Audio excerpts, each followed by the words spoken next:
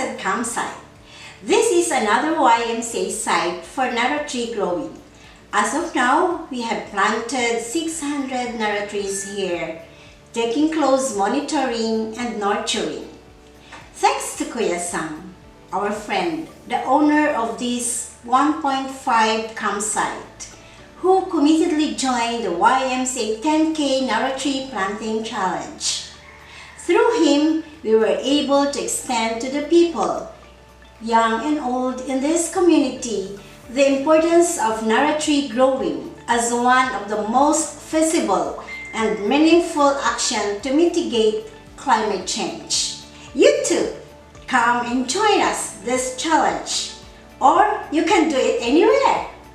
Aside from being an eco-leader trainer, I took my initiative joining the YMCA 10K Narrow Tree Planting Challenge. Getting to the top of the mountain with more or less 2,000 meters above sea level is not easy. But thank God I did it. I have planted 35 narrow trees and now are all growing tall. Propagating narrow tree seeds is not an easy task, but I succeeded. I have grown 1,400 seedlings and I love it. This is my significant contribution to YMCA 10K Narrow Tree Planting Challenge. He is our mentor in our hydroponics projects. We would like to know from him, ano po ba talaga ang kahalagahan ng hydroponics para po sa ating climate change? How this hydroponics can combat climate change and be a solution. Ang hydroponics po ay hindi gumagamit ng lupa. So, napapanatili po natin ang integrity ng lupa at hindi natin nabubungkal. Hindi tayo nagpuputol ng puno para lang magkaroon ng malawak na sakahan dahil sa hydroponics po kahit sa maliit na area ng ating bakuran ay makakapagtanim tayo ng more than 1,000 of lettuce or ng vegetables. Ayan.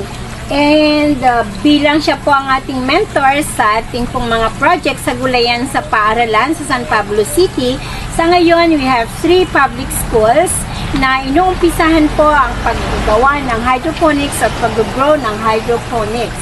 Ano naman po ang masasabi ninyo, Sir Roger, para sa ating mga bata? Ano po ang ating panawagan? So, panawagan po natin ay kailangan ko na malaman ng ating mga bagong henerasyon na kabataan ang paraan ng makabagong pagtatanim o pagsasaka katulad po ng hydroponics. Dahil ito po ang solusyon natin sa pabago-bago ng panahon o ang ating climate change na hindi natin talaga maiiwasan. Bagkus ito ay ating masusolusyonan at mapaglalabanan. Ini-encourage ko po ang lahat na magpaturo at matuto na mag-hydroponics, mag-recycle tayo gamit ng mga bote para magawa natin bilang hydroponics models.